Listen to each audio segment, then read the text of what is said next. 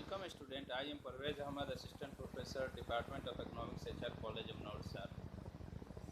आज हम लोग डिस्कस करेंगे पब्लिक फाइनेंस का एक बहुत ही महत्वपूर्ण topic, public debt and effect on the economy, यानी effect of public debt on the economy. यानी कि जो सरकार जो उधार या कर्ज या ऋण लेती है एक्सपेंडिचर के लिए, जो अपने एक्सेस एक्सपेंडिचर को फुलफ़िल करने के लिए जो कर्ज लिया जाता है सरकार द्वारा, उसका असर हमारे इकोनॉमी पे कैसे होता है। तो जब बात करेंगे प्रभाव की, जो कर्ज लिया जाता है सरकार द्वारा उसका प्रभाव, तो प्रभाव का अर्थ होता है कोई चीज़ जब लिया जाता है उसके बाद उसका इम्पैक्ट या उसका कंसिक्वेंस, उसका एक तरह से कह देंगे क्या चेंज आता है इकोनॉमी में, उसी को प्रभाव के नाम से जानते हैं।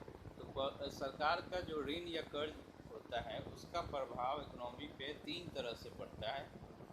तो पहला है पब्लिक डेट का असर उपभोग पे पड़ता है, कंजप्शन पे। दूसरा है लिक्विडिटी पे पड़ता है इकोनॉमी में, मनी मार्केट या एक तरह से मार्केट में।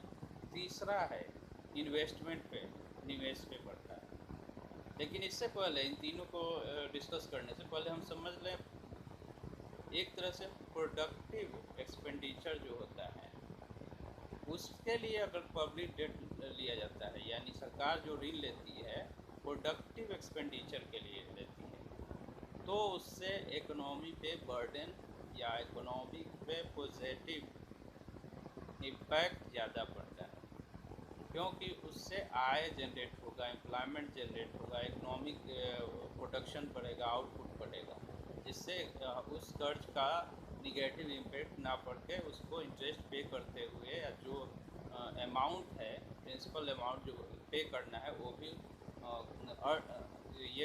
इससे इकोनॉमी में जीडीपी बढ़ाकर उसको लौटा सकती है गवर्नमेंट ईजिली, तो उसका असर निगेटिव कम होता है। लेकिन अगर अनप्रोडक्टिव एक्सपेंडिचर हो तो उसका बहुत ही बुरा असर अर्थव्यवस्था पर पड़ता है, पूरे देश पे पड़ता है, देश के हर सिटीजन पे पड़ता है, और डेट ट्रैप पे भी देश फंस जाती है। कभी कभी कर्ज के जाल में देश फंसते चले जाते हैं। तो यहाँ पे हम बात करते हैं अब तीन असर जो है कंजम्पशन पे, इन्वेस्टमेंट पे और लिक्विडिटी पे कैसे कैसे पड़ता है। The existence of public debt has an important effect upon consumption. Those who hold government bonds representing the latter's obligation to pay consider these bonds as personal wealth. यहाँ पे क्लियर है कि जो बॉन्ड है उसके थ्रू पब्लिक डेट लेती है government, और वो एक तरह से कंजम्पशन पे इफेक्ट करता है, बहुत बड़ा इम्पोर्टेंट इफेक्ट करता है। Those who hold government bonds representing the latter's obligation to pay consider this bond as a personal wealth। यानी कि जो ये बॉन्ड, जो भी बॉन्ड को होल्ड करता है, उसको अपने पास रखता है, वो मानता है कि ये बॉन्ड एक वेल्थ है, संपत्ति है, जिस पे इंटरेस्ट वो कमा सकता है। तो यानी उस पर स्पेंड करना हर कोई चाहता है, चाहे वो इंडिविजुअल हो, चाहे इन्वेस्टर्स हो, चाहे कमर्शियल बैंक्स हो। लेकिन इसका एक निगेटिव ये असर है। इसके अलावा the bond holders would forget that the bonds represent claim on them as tax payers in the form of additional taxes. जैसे हम बॉन्ड पे एक्सपेंडिचर किए तो गवर्नमेंट को तो फंड मिल गया, लेकिन ये नहीं भूलना चाहिए कि जो हम बॉन्ड रखते हैं उसको मैच्योरिटी के बाद पे करने के लिए गवर्नमेंट को एडिशनल टैक्स चार्ज करना पड़ता है टैक्स पेयर पे। जो टैक्स पेयर हैं उन पे ही एक तरह से फिर एक्सेस टैक्सेशन बाद में देना पड़ेगा, जिससे वो गवर्नमेंट बॉन्ड से जो अमाउंट है इंटरेस्ट के साथ पे कर पाए। तो एक तरह से टैक्स एक्सपेंडिचर फिर बढ़ा, मतलब इन्वेस्टर्स का।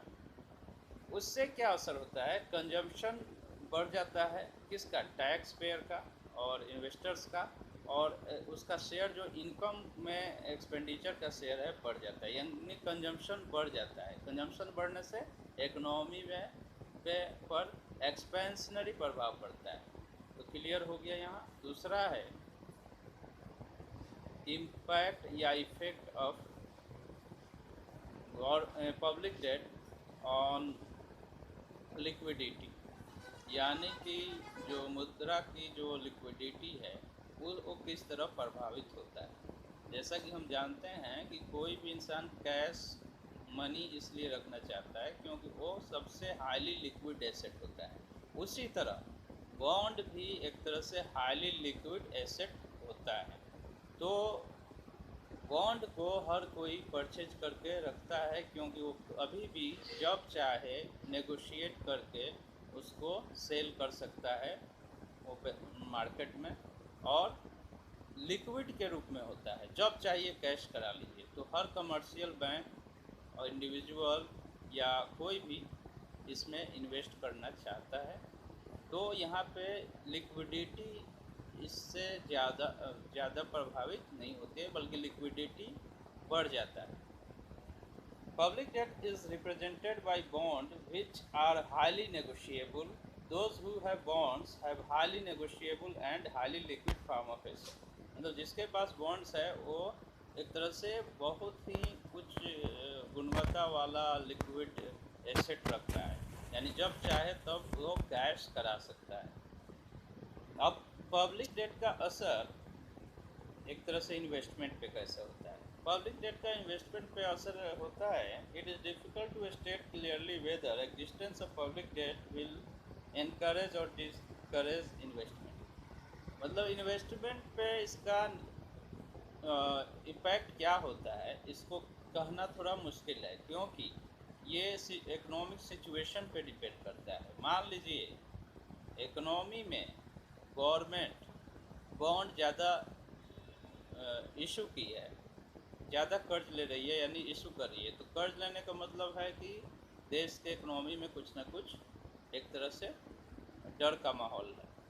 लेकिन जो बॉन्ड लोग लेते हैं तो उस पे वो लिक्विड एसेट है, लोग लेते हैं और अब वेल्थ के रूप में उसको रखते हैं। लेकिन जब ये मालूम चलेगा कि इस बॉन्ड को ये गवर्नमेंट रीपेमेंट ऑफ इंटरेस्ट के लिए या रीपेमेंट ऑफ प्रिंसिपल के लिए फिर नए बॉन्ड या टैक्सेशन को रेज कर सकती है, टैक्स रेट बढ़ा सकती है, तब क्या होगा कि इन्वेस्टमेंट जो है एक तरह से वहाँ पे कम हो जाएगा।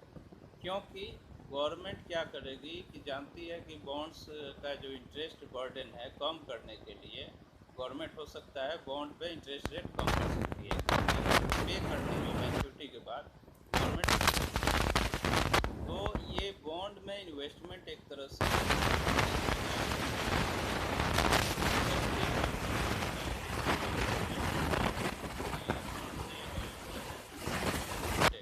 यहाँ पे क्या है कि बॉन्ड का इंटरेस्ट रेट गिरने के डर से लोग इन्वेस्टमेंट कम कर देंगे। दूसरी सिचुएशन वो है जिसमें देश के इकोनॉमिक प्रेशर है, तो गवर्नमेंट क्या करती है उसको कंट्रोल करने के लिए मॉनेटरी पॉलिसी जो अपनाती है क्या है, कैश रिजर्व रेशियो को बढ़ा देगी, बैंक रेट को बढ़ा देगी। जो सेंट्रल गवर्नमेंट है वो बैंक रेट और cash reserve ratio, open market operation को यूज़ करते हुए कैश रिजर्व रेशियो को सेंट्रल बैंक बढ़ा देगी, फिर bank rate, open market operation अपना लेगी। तो इसमें क्या होगा कि कमर्शियल बैंक के पास कैश अवेलेबल कम होगा, जिससे क्रेडिट एक्सपेंशन मनी सप्लाई पे कंट्रोल होगा, तो इन्फ्लेशन कम होगा, ये मानकर सेंट्रल बैंक पॉलिसी अपनाती है। लेकिन हम जानते हैं कि जो बैंक पहले से ही बॉन्ड्स बहुत सारे अपने पास अवेलेबल रखते हैं और उस पर इंटरेस्ट भी है, तो ज़रूरत पड़ने पे कमर्शियल बैंक क्या करेगी, उसी बॉन्ड्स को मार्केट में डिस्पोज करके कैश अपने पास बहुत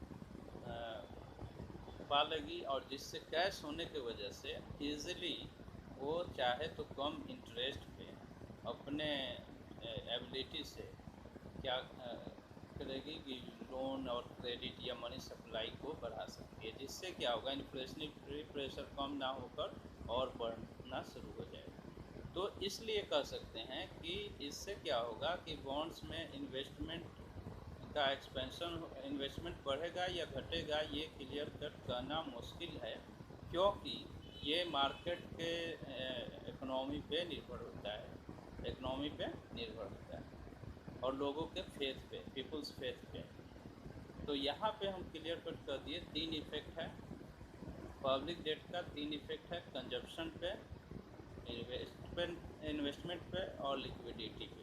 तो कंजप्शन पे क्या होता है कि अगर पब्लिक डेट गवर्नमेंट लेती है तो उससे कंजप्शन बढ़ जाता है, सेविंग एक्सपेंडिचर बढ़ जाता है और एक्सपेंशनरी पॉलिसी एक्सपेंशनरी इफेक्ट होता है कंजप्शन पे, यानी ज़्यादा से ज़्यादा कंजप्शन होता है, यानी एग्रीगेट डिमांड बढ़ता है, यानी कि इकनॉमी में एक्सपेंशनरी इफेक्ट होगा। दूसरा है लिक्विडिटी। तो हम जानते हैं कि बॉन्ड्स सबसे ज़्यादा हाईली लिक्विड एसेट के रूप में है, इसलिए लिक्विडिटी बढ़ती है। तीसरा है इन्वेस्टमेंट। तो इन्वेस्टमेंट पर इसका असर, इन्वेस्टमेंट बढ़ेगा या घटेगा, ये क्लियरली थोड़ा कहना बहुत ही मुश्किल है, क्योंकि इकनॉमी के सिचुएशंस पे ही निर्भर होता है कि इन्वेस्टमेंट गवर्नमेंट जो लोन ले रही है, कर्ज ले रही है, बॉन्ड्स के थ्रू लेती है, बॉन्ड्स जारी करके,